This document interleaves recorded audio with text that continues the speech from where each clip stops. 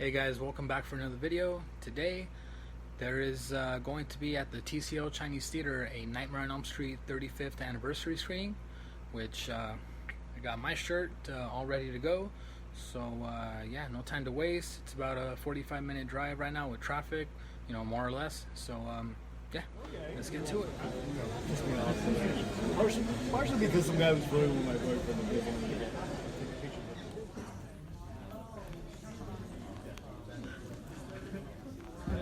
When Nancy's in her dream, she's like, Glenn, you still there? He pops up behind the tree. He's like, yep. She walks away. They cut back to Glenn walking behind the tree, and that like really sells the movie as the dream world as like this persistent state. So that's the genius of Wes Craven right there. Thinking things through, guys. Round of applause for Wes Craven, please. Yeah? Ladies and gentlemen, Amanda Wyss and Heather Langenkamp. Come on down.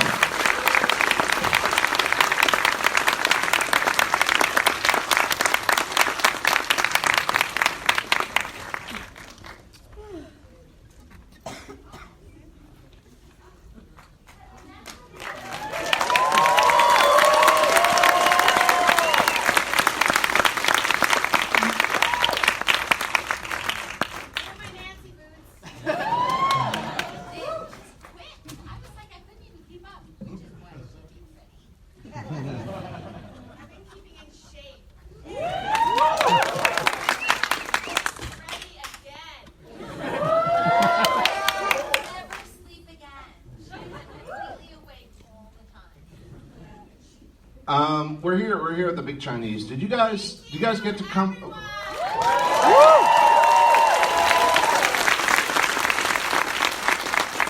I was just wondering if you guys remember like your opening night kind of memories or premiere or anything like that. If you remember.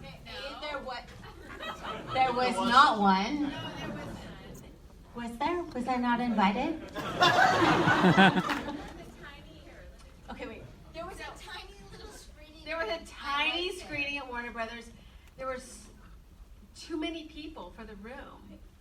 And I got kicked out. We got kicked out. I was late, and so the premiere was there. It was at Warner Brothers, We and weren't allowed in because the fire marshal said there were too many. we got kicked out. The two leads of the film, we were not there because they were like, "It's too crowded, and you guys have to leave." And I was like, "But I'm one of the leads." And they're like, "Yeah, we don't care."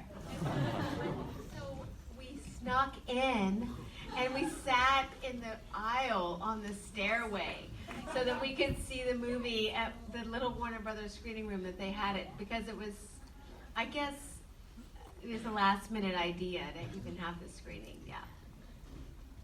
Sad. It should have been a bigger deal, but it clearly wasn't. Low budget. Very low budget.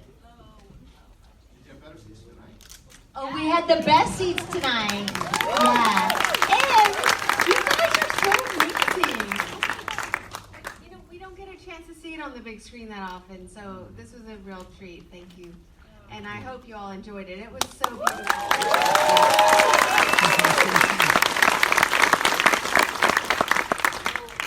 You both said that neither of you were really horror fans before this. You weren't like going to every screening and all that stuff. Did you guys even know who Wes was? Did you have any familiarity with him? And either way, what was your first impression of him? I mean, the only movies he had directed was Last House on the Left, I think. Hills I mean, Have Eyes. and maybe Hills Have Eyes. Hills Have Eyes, People Under the Stairs later. Swamp Thing, yeah. So we didn't see these movies, did we, Mandy? I need to say that we were like 18. And so, just so you know that, yeah, that even if he had done all these other bigger things, we were children. But that said, we did, like, I remember when we read, like, when Heather and I auditioned, we auditioned together, and Wes Cat, she did, in the audition. So we just auditioned together, and I remember talking to Wes, and I was like, I've never actually seen a horror film, but I've read horror novels, and the script, by the way, read like the best horror novel that you would ever read in your entire life. And so we talked about that. But then Heather true. It was true. It was like so amazing. And so Heather and I read together, and the fun thing was it didn't matter because he wanted people that you would feel for, that understood what we were doing, and it didn't matter whether it was horror or a comedy or a thriller or. But do you remember that he told us in the audition that we got the part? Which never happens, by the way. And With so, both of us. yeah. So we were sitting side by side on a little chair in Hollywood on what was the street that we were on? No, it wasn't Cahuenga. It was worse. It was Hollywood and the worst. No, it was like I put one of those devices on my wheel. I mean, my steering wheel, so it wouldn't be stolen. The club. I had a club. There was not one chair in the casting office. We all sat on the floor. And the casting director brought us in, and there was a chair in the office. And we sat next to each other, side by side. Wes was there, and Annette Benson was there. And Amanda and I did such a killer audition. I'll never forget it, because we were so keyed in. And it was the scene where Johnny's on the, on the boom box at the, trying to convince his aunt that he's at the airport, basically. And we're laughing, and then we give that speech, and we go, Heather sold it with that. and I do think I sold it with that, because after that audition, Wes said, "You've got the part." And he did. He said it right there in front of both of us. In the audition, which by the way, Never happened. never happened. And he had also said when we were auditioning, he said he wanted to bring the voice in. Remember Yeah. that? Yeah. And we were like, all right, like whatever. Like, I don't even know what that means. And then he brought it, but he'd already picked Johnny and Jesus. Right. So the four of us did an improv at the end that It was just fun. it was really fun. Yeah. He'd already kind of picked us, I think. But at the end of the audition, he told Heather and I that we had the parts, and that has never Ever happened. in the room. Like It just so rarely happens. So, but I had never seen a horror movie except for Burnt Offerings, which is still my favorite movie because it's the first one I saw. And horror was a big part of my life. It was about. No, the scariest movie I'd seen till then was, I'd seen The Ghost and Mrs. Chicken, or Mr. Chicken, The Ghost and Mr. Chicken. But I'd read a bunch of horror. So actually, when I met Wes for the first time, I was like, I don't really understand. Like, I don't know much about acting horror. But I've read all these books, and he's like, first of all, I don't want people that know about acting horror, because there's no such thing. He's like, that's not even a thing. Like, I just want you to like be who you are. And but I had seen what's the one with oh my God, where she's blind and they're like the drug dealers are. Oh my God. My older sister took me to her high school. They showed it in the cafeteria. I was in the 4th grade. I freaked out. I was like, this is the scariest thing I've ever seen. And so that's what I told Wes. I was like, the scariest moment of my entire life at 8 was Wait Until Dark. And he's like, yes. And I was like, we're like made for you. Your school was awesome. I know. Art school, we were in a progressive art school, and so they were like all about like scaring the shit out of people. So I was like, I didn't even know. And then the first theater jobs I did As a young child, like my first play was The Innocents, and then the second play was The Bad Seed, and then I got Nightmare on Elm Street. Like, I was just like destined to like scare the shit out of people. You mentioned the casting place was scary, but for you, the scariest part for filming was an old prison or something that they used for the Oh room? yeah, seeing it tonight. Wow, it was so scary. All those pipes. A lot of pipes. The Lincoln Heights Jail, right? The Lincoln Heights Jail in Boyle Heights? I think Lincoln Heights. No, duh, Lincoln Heights Jail. Whatever. I know, I want to say Boyle Heights. Why were we in Boyle Heights? All right, you know what? Heather and I were in Boyle Heights, but the jail was in Lincoln Heights. Olden days, we had a Thomas guy. Yeah. And he would have to find all our locations on this By map. ourselves on these maps. And Nightmare on Elm Street, we had cemeteries and old jails and freaking old, like, elementary schools that had weird basements.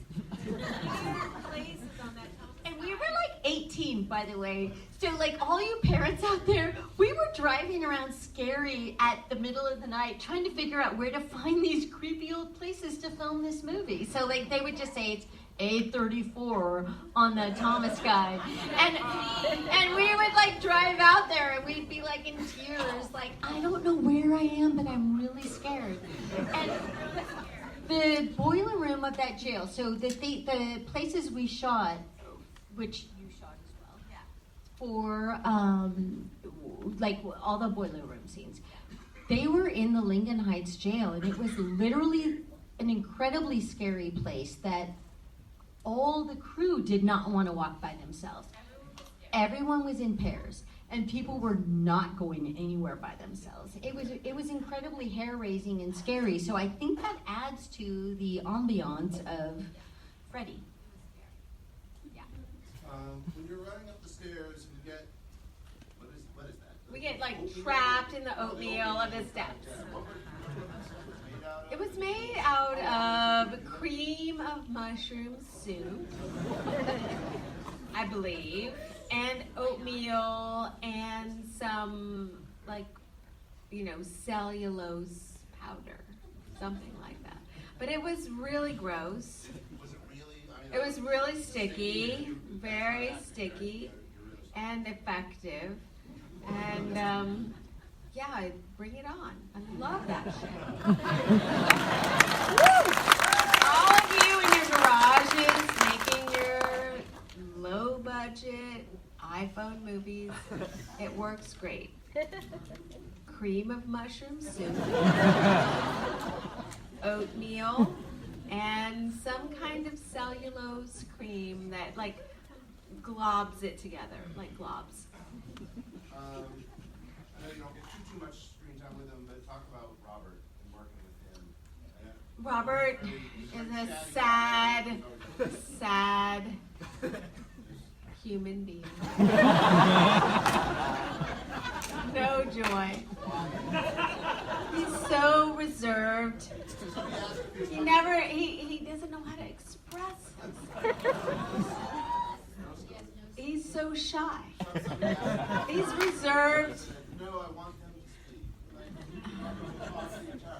speak. Someday, maybe Robert will find that, like, voice inside of himself.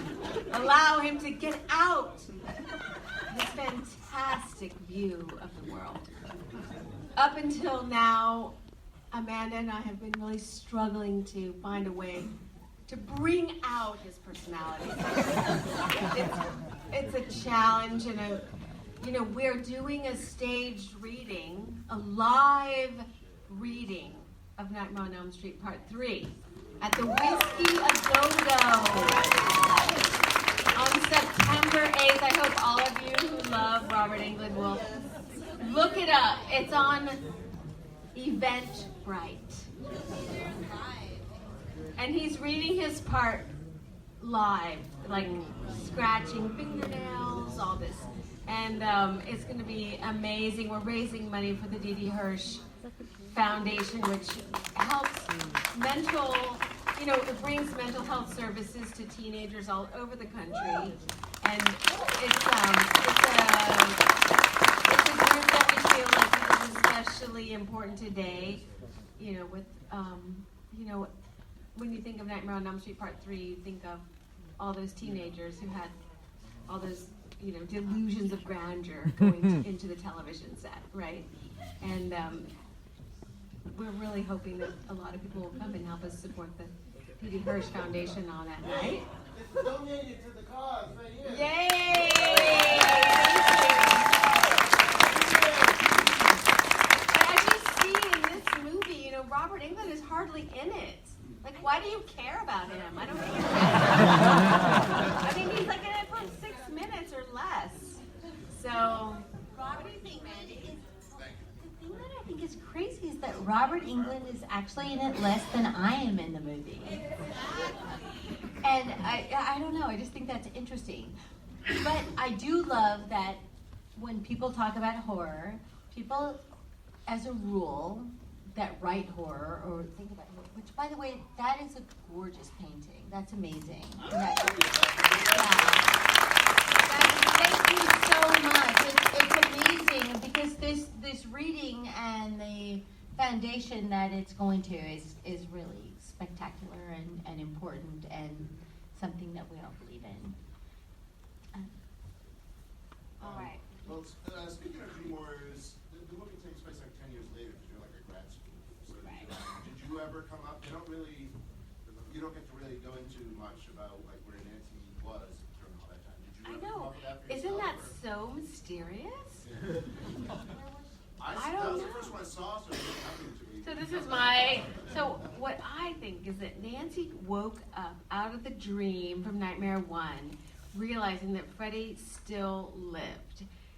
So that whole thing where she got kidnapped by the Cadillac, she ends up waking up from that dream and realizing she needs to stay awake.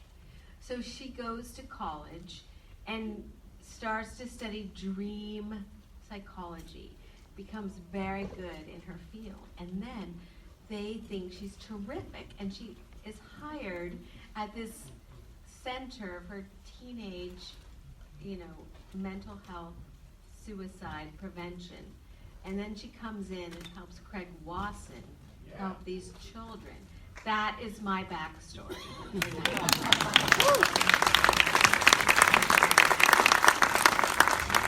But I don't know if that's true. Say it, it's true. That's If No one Nancy says says it, all I care about is that my shoulder pads were quite large. And that means I have more importance in the storyline. Not as important as my pantyhose in my gym shorts in Nightmare 1. Equal. Pantyhose versus shoulder pads. It's worth looking into. Yes. Amanda, what was worse for you, the whatever guy roding the room or the body bag? Oh yeah. or the centipede. Oh, the centipede. Or the worms I had to hold. Okay, Heather and I think it's the body bag.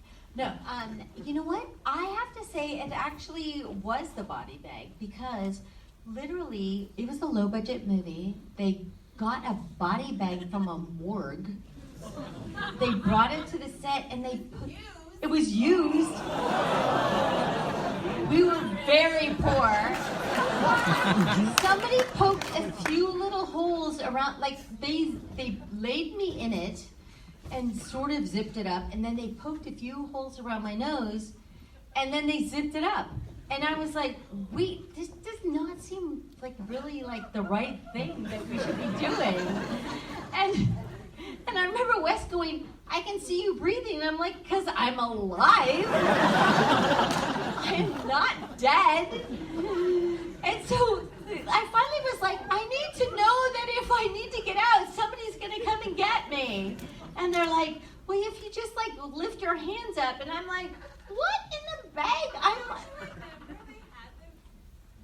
Insect wranglers, like with them, they had these insect wranglers with the centipedes, and they were like getting them to come out of her mouth. It was so gross.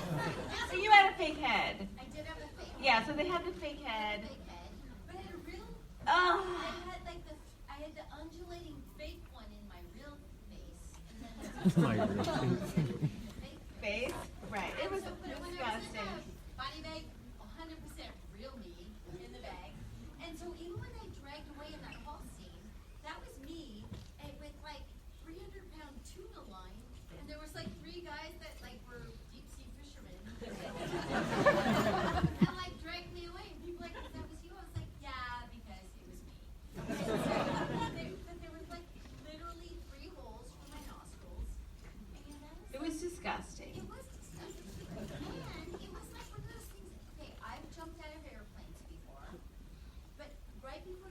Being in a body bag is really Jump gross. out of an airplane, gone skydiving. All right.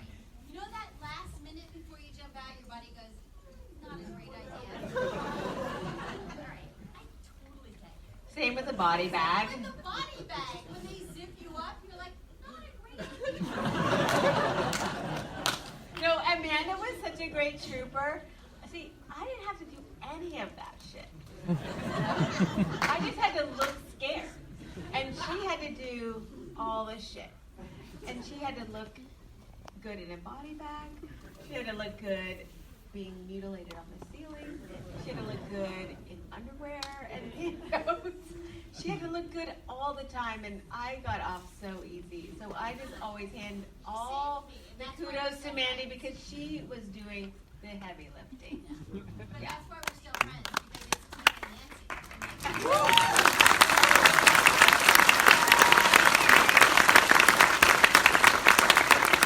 One thing that's really fun about watching this on the big screen, you notice so much of the backgrounds that you normally notice Yeah. on TV. And Greg The Fonseca. set design of this movie Yeah. is fantastic. That's Greg Fonseca, production designer. So genius. Everything. Did you Everything. steal anything from Oh, it? I Did you keep wish. anything? I wish I had. No, the one I want to steal, and is the little sheep. The little sheep head in the back of my room with the two little, the headband with the two, what do you call them? Like antenna. It's in the room, and you only see it if you watch the movie a million times, like me. It's the cutest thing ever, and I wish I had that. But I didn't save anything except my pajamas. Yeah. I wish I'd taken the cross. And the cross I would have loved to have. Love the cross. That's such an important moment. I have a Yeah. cross by my front door. Yeah. Like some weird random thing, and people have said like, is that from Nightmare on Elm Street? I'm like, no. No, just like Luke. I know. I'm like no. It's just like my grandmother's cross. But I'm like, I'm gonna start telling people, yeah, it's from my cross from Nightmare. I was raised Catholic, so I had, the parents put one up. Because we all have one over. 1, 2, grab your crucifix.